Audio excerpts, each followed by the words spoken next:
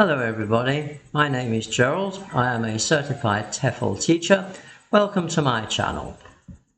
My topic today is entitled Other Constructions Using the Gerund.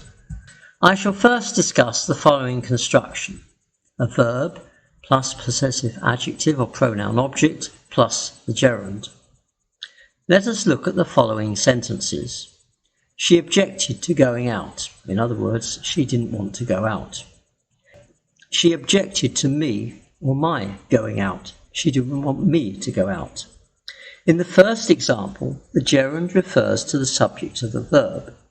In the second example, the gerund refers to the possessive adjective or the pronoun.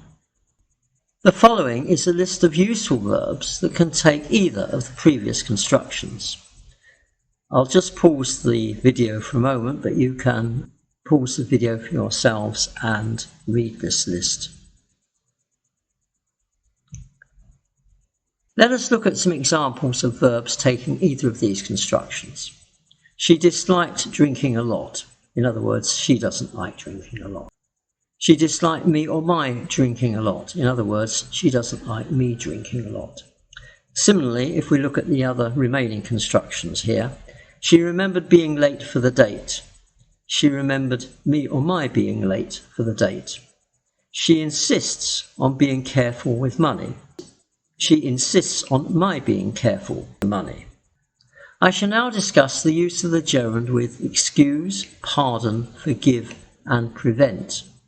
These verbs are not immediately followed by the gerund, but take either of the following constructions: the possessive adjective or pronoun plus the gerund, or pronoun plus preposition plus gerund. Let us look at some examples on the next slide.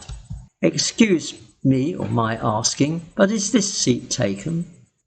Excuse me for asking, but is this seat taken? And again, you can't prevent him or his going overseas. You can't prevent him from going overseas. So again, we have the preposition. Note the use of appreciate with the gerund. This requires either a possessive adjective or a passive gerund. I appreciate your giving me this award. I appreciate being given this award. So in the second example, we have the passive gerund. And in the first example, we have the possessive adjective. Let us look at the use of possessive adjective versus pronoun object with the gerund. In formal English, the possessive adjective, my, his, etc., is used, but for informal use, the pronoun me, him, etc. are used. Note, if the verb prevent, meaning to stop, is used, the pronoun is usually used. You can't prevent him from joining the army. Now just one more note on very formal use. In very formal English, the possessive case is used rather than the possessive adjective.